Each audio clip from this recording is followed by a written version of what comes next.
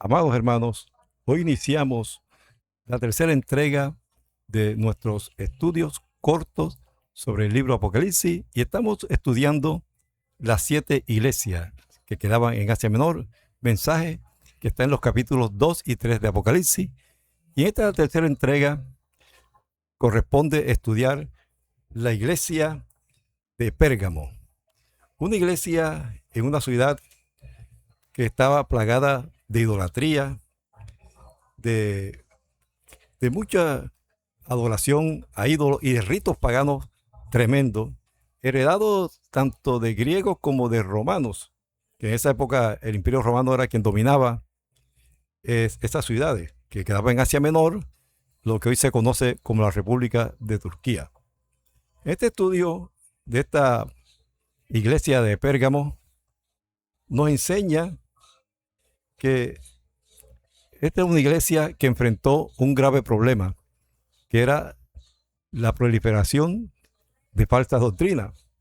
Pero antes déjeme hacer un poco del contexto histórico, que era esta ciudad de Pérgamo, que hoy todavía existe bajo el nombre de Bérgama, una ciudad de Asia Menor que fue fundada tal vez allá en la época helenística, dice la historia. O sea, la época helenística, o periodo helenístico más bien, era el periodo después que cayó el dominio de Alejandro el Magno, que era macedonio, y los griegos tomaron relevancia tras la muerte precisamente de este conquistador Alejandro Magno. Esta es una ciudad, como decía, llena de idolatría y de culto a dioses falsos. Y por eso también hace alusión a esta ciudad como donde está el trono de Satanás. Bueno, iniciamos de una vez el análisis, versículo por versículo, de esta interesante iglesia, la iglesia de Pérgamo. Dice la palabra del Señor en Apocalipsis 2:12.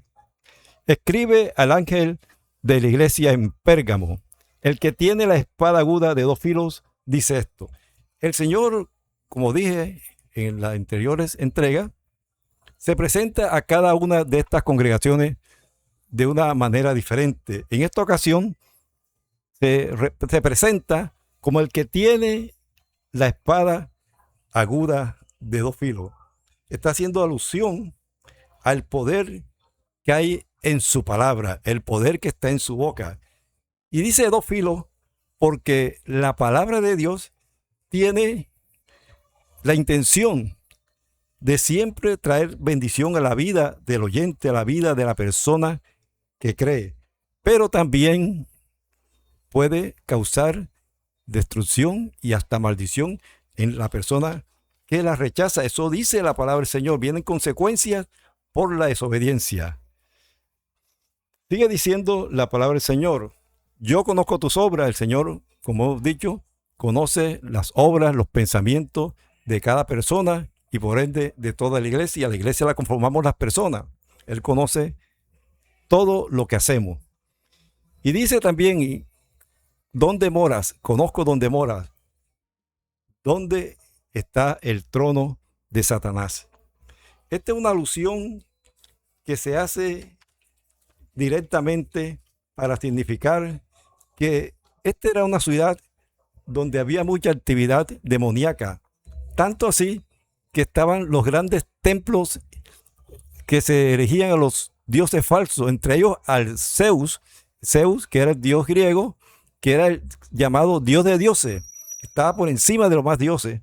Y por eso dicen los historiadores y los teólogos que por eso se conocía esta ciudad como donde está el trono de Satanás. Entonces, esta es una alusión directa a la gran actividad demoníaca que había en esta ciudad de Pérgamo. Pero el Señor resalta que esta iglesia no había negado su nombre. Dice, retiene mi nombre y no has negado mi fe. No había negado ni el nombre ni la fe en Cristo. A pesar de las dificultades, a pesar de ese ambiente hostil que había, no negaba su fe ni el nombre del Señor Jesucristo, ni aún en los días de una gran crisis de ataque tal vez, cuando fue muerto Antipas, entre vosotros, dice la palabra, ahí donde mora Satanás. Pero tengo unas pocas cosas contra ti. Viene el reproche que le hace a todas las congregaciones, menos una, que tienes ahí a los que retienen, a los que practican la doctrina de Balaam, que enseñaba a Balac a poner tropiezo a los hijos de Israel. En esta ocasión, el Señor está diciendo que esta iglesia consentía, y debe ser los líderes, que hubiera esa doctrina falsa, la doctrina de Balaam. ¿Y qué consistía la doctrina de Balaam? En poner engaño, tropiezo, para que los hermanos cristianos de esa época de Pérgamo cayesen en idolatría a través de la seducción de mujeres idolátricas también, que practicaban la idolatría. Y eso se puede ver en Números capítulo 22 y 23, hasta el 24 tal vez está eso allá. Pero lo que quiere decir el Señor es que esta iglesia, este pastorado, permitía que eso pasara. Habían consentido esa práctica de esta doctrina, tal vez como puede pasar en estos tiempos, iglesias que tal vez no sea su congregación, tal vez no sea mi congregación, donde aún los concilios están con errores doctrinales y se vienen haciendo como si fuera una doctrina verdadera, se viene practicando como si fuera una doctrina bíblica realmente, y no lo es. Son doctrinas de Balaam, doctrina de engaño que llevan a la gente a la idolatría y alejamiento de Dios. La doctrina de Balaam, ¿en qué consistió en esa época de la antigüedad, cuando el pueblo de Israel estaba atravesando el desierto y se habían instalado en ciertas ciudades? Consistía en que el rey Balac, que era un rey de los moabitas, acudió al profeta Balaam, que era un profeta de Dios verdadero, y le pidió que maldijese el pueblo de Israel, lo cual 3 veces hizo el intento y no pudo. Al final, no lo dice allá en el Antiguo Testamento, pero sí lo dice aquí donde acabamos de leer, el versículo 14 del capítulo 2 de Apocalipsis, que Balaam enseñó a Balac a poner tropiezo para que los israelitas cayeran en pecado, primero de fornicación y después de idolatría. El artificio que utilizaron, o la estrategia de engaño, fue utilizar las mujeres moabitas para seducir a los hombres israelitas a fornicar, y a través de la fornicación llevarlo a la idolatría y así apartarlo del camino de Dios. El enemigo sigue actuando de la misma manera en esta época también. Sabemos de muchos ministerios, entre comillas, grandes pastores que han caído porque fueron seducidos por alguna mujer, y muchas veces de la misma congregación. Hemos oído lamentablemente esas noticias. Y como cristianos debemos cuidarnos de todas esas cosas. Los líderes de la iglesia están expuestos a 2 grandes ataques. En el área económica, o sea, por el dinero, el amor al dinero, que a muchos seduce, a muchos los lleva a pecar. Y también en el área sexual, muchos ceden a la tentación y caen en pecado y vienen en su ministerio en desgracia y van en un desastre completo. Entonces el Señor le dice a esta iglesia que no pueden hacer, y a la iglesia de ahora, que no puede mezclar la doctrina verdadera con lo pagano, con doctrina falsa. No puedes mezclar lo que es de Dios con lo que es del maligno, porque eso hace corromper la doctrina y trae consecuencias graves para los congregados. También le dice a esta iglesia de Pérgamo que también retiene la doctrina de los nicolaitas. Además de la doctrina de Balaam, también tiene la doctrina de los nicolaitas, doble mal, doble falsedad de doctrina. Los nicolaitas, estos eran los que practicaban, hacían ritos, comían alimentos dedicados a los ídolos, y también tenían prácticas sexuales pecaminosas como fornicación, adulterio, orgía, etc. Y también los nicolaitas se constituían entre ellos como, digamos, como una rosca, como una élite que trataba siempre de manejar, tener dirección o mando dentro de la congregación. No se dice los escritos si realmente llegaban al pastorado, pero lo que sí se sabe que ellos buscaban los puestos de privilegio para tener dominio sobre los demás.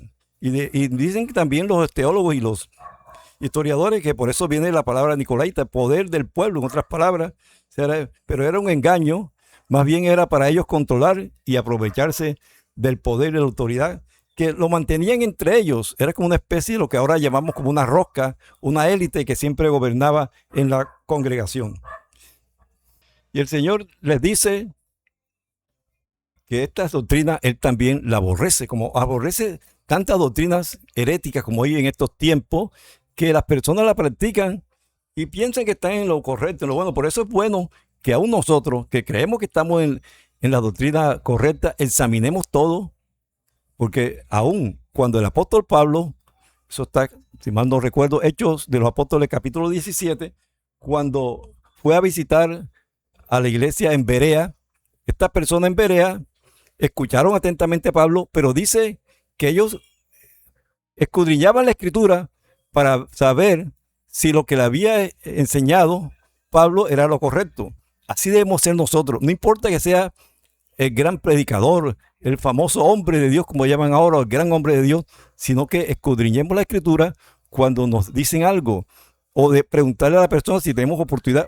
Óigame, ¿y eso qué sustento bíblico tiene? Explíqueme dónde encuentro yo esto en la Biblia.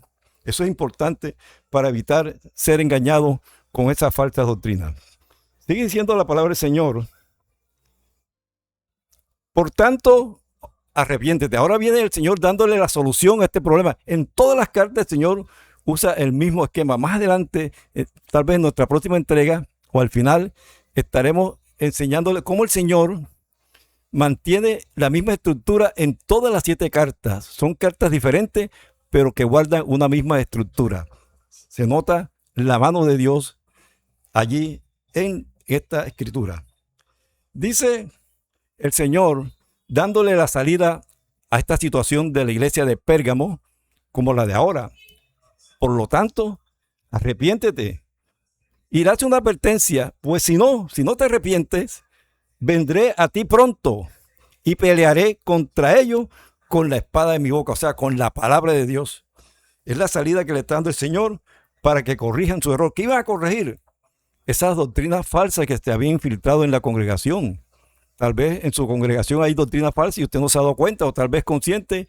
Tal vez hay prácticas aberrantes, los que se casan y se dan en casamiento, los que se divorcian se vuelven a casar, etcétera, etcétera. Hay que tener mucho cuidado con eso. Si estamos en lo correcto, analicemos con un corazón puro, con buenos deseos, con buena intención, para el bien de la congregación. Porque cuando esas cosas vienen a la congregación, causan un mal a toda la congregación. Y el Señor dice que Él también aborrece todas esas prácticas. Sigue diciendo la palabra del Señor.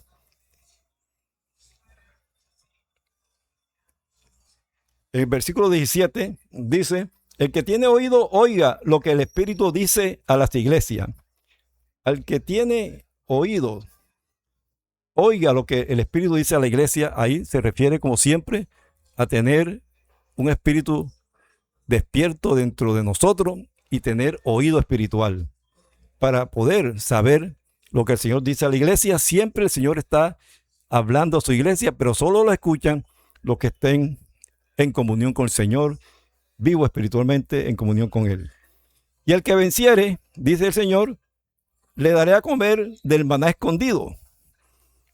El maná escondido hace una alusión. Recuerde cuando el pueblo de Israel salió de Egipto por el desierto, el Señor, para alimentarlo durante un tiempo, mandó maná que descendía del cielo. Diariamente enviaba y el pueblo se alimentaba físicamente de eso. Pero esta es una alusión que hace a este maná escondido, que es un maná, un alimento espiritual que el Señor tiene reservado para las personas que le buscan, le aman y tienen hambre de Dios. Y el Señor está diciendo, te daré de este maná que es espiritual.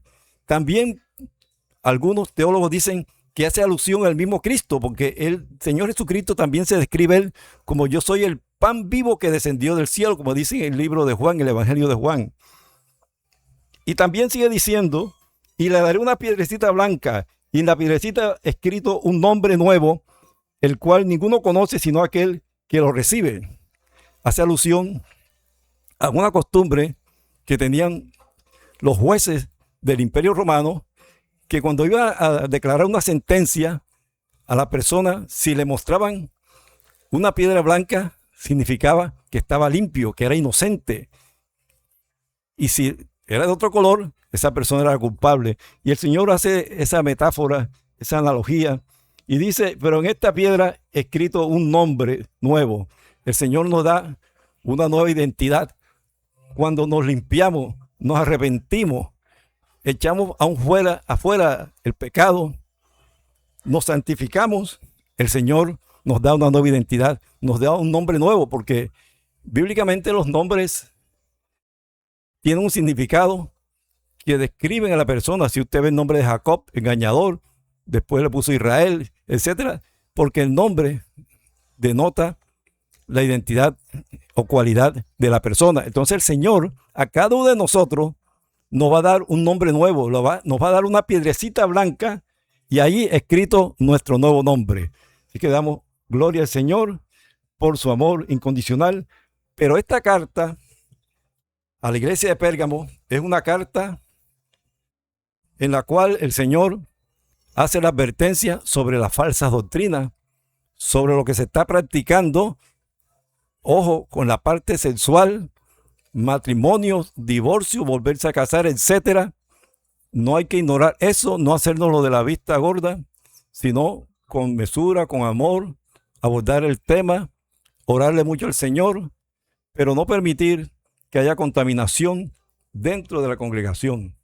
Así que el Señor hoy nos alerta sobre estas falsas doctrinas, sobre estas prácticas que llevan al pueblo a desviarse del camino correcto, y quiere que nosotros realmente estemos en la doctrina bíblica, en la doctrina de Cristo, y practicando lo que agrada al Señor. Señor, te damos gracias por tu palabra, gracias por que hoy pudimos hacer este análisis de la iglesia de Pérgamo, una iglesia infestada de herejía, de falsas doctrinas, y te pedimos que nos ayude a seguir adelante. Hacemos este estudio con corazón puro, con buena intención, con el deseo de edificar nuestras vidas, la vida de todo oyente, de toda persona que llega a esta reflexión.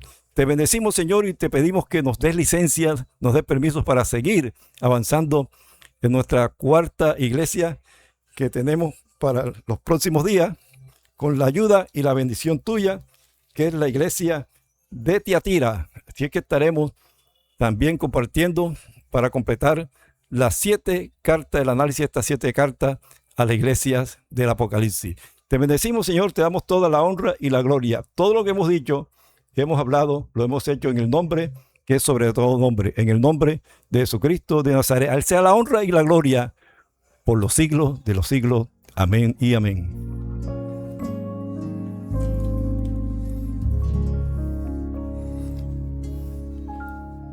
Bueno, mis amados hermanos y amigos, le damos la honra y la gloria al Señor y nos despedimos como siempre recordándoles que Cristo viene pronto. Así que manténgase en integridad y en santidad y siempre apártese de la falsa doctrina. Sea sabio como los habitantes, los hermanitos allá de Berea, que todos lo escudriñaban. No trague entero, mire, analice, estudie las doctrinas.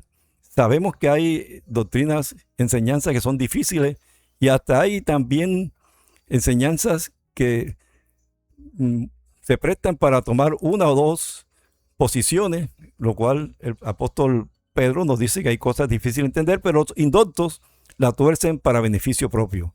Así que te bendecimos en este día. Deseamos que Dios limpie tu vida de todo pecado, limpie tu mente de toda falsedad doctrinal, en el nombre de Jesús de Nazaret, y oramos porque todas las congregaciones cristianas sean verdaderamente cristianas, de doctrina verdadera en Cristo Jesús. Nos despedimos, como siempre, recordándole que Cristo viene pronto. Así que manténgase en integridad y en santidad, porque sin santidad nadie verá al Señor. Dios te guarde, Dios te bendiga.